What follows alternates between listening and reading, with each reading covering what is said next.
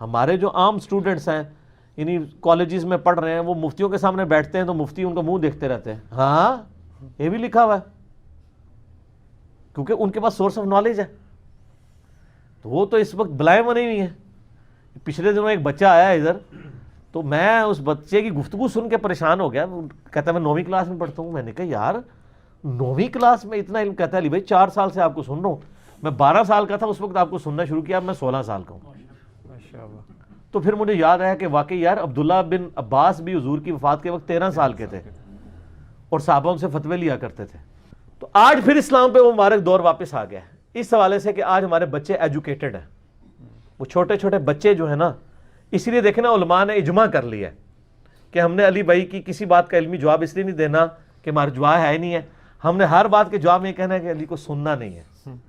اور یہ اتنی بڑی وہ نیکی کر رہے ہیں اپنی عوام کے ساتھ کہ جس کو کہتے ہیں نہیں سننا وہ کہتا ہے میں سن کے دیکھوں تو صحیح.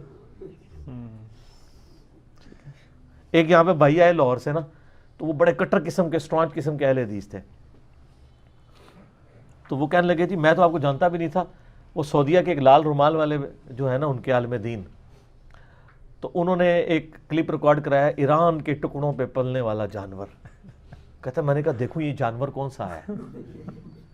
تو کہتا ہے میں نے جب آپ کو سننا شروع کیا ہر چیز کا ریفرنس آ رہا ہے، حدیث کے نمبر آ رہے ہیں، میں کھول کے خود پڑھوں، کرتے کرتے کرتے وہ پھر اس درجے پہ پہنچے کہ وہ پھر محرم کے مہینے میں کالے کپڑے انہوں نے سلوائے محرم کے مہینے میں، اور اہل حدیث کی مسجد کی پہلی صف میں نماز پڑھی.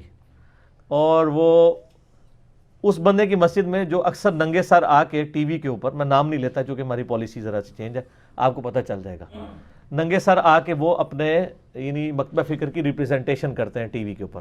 ان کی ضد ہے کہ میں نے ٹوپی کے بغیر آنا ہے تاکہ پتہ چلے میں ایک خاص فرقے سے ہوں. جن کے والد صاحب بھی جن کو کہا جاتا ہے وہ شہید تھے، ٹھیک ہے، تو ان کے بیٹے، تو وہ ان کی مسجد میں، تو ان کا میں انتظار میں تھا کہ یہ مجھے اعتراض کرے تو میں اسے بخاری شریف پہ حدیث بتاؤں کہ کالا لباس سنت ہے. یہی تو کر رہے ہیں مطلب باقی لوگ بھی، کہ وہ یہ کہتے ہیں کہ جی ٹخنے ننگے کرنا سنت تو ہے لیکن اب تو نجدیوں کی نشانی ہے اس لیے ہم نیچے رکھیں گے.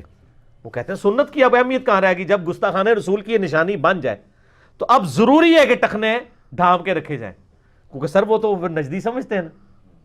جس طرح آپ کہتے ہیں کہ چونکہ اب رافضیوں کی نشانی ہے کالے کپڑے تو ہم نے کالے کپڑے نہیں پہننے، چاہے آپ ہمیں بخاری مسلم سے حدیثیں بھی کالے لباس کے اوپر سنا دیں چونکہ ان کی نشانی، تو پھر تواڈے نال بھی وہی کام پہ ہے، ٹھیک پہ ہے. پھر بیماری تو ایک ہی ہے نا جو مختلف شکل میں نظر آ رہی ہے.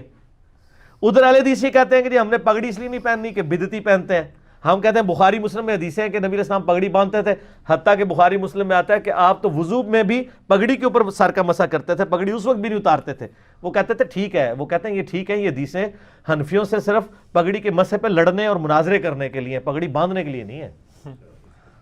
تو ساری یہی ہے نا. پھر تو آج پبلک کہتی ہے کہ ہمیں ٹوٹل پیکج دیں، ادھورا دین نہ دیں، فرقوں کے بابوں کا دین نہ دیں، کتابوں کا دین دیں.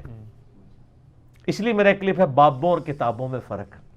سر بہت فرق ہے، پہلے بھی بہت زیادہ ہی ہو گیا ہے کیونکہ تو انہیں پتہ لگ گیا کہ یہ کیا کیا کہانیاں کرواتے ہیں. ٹھیک ہو گیا.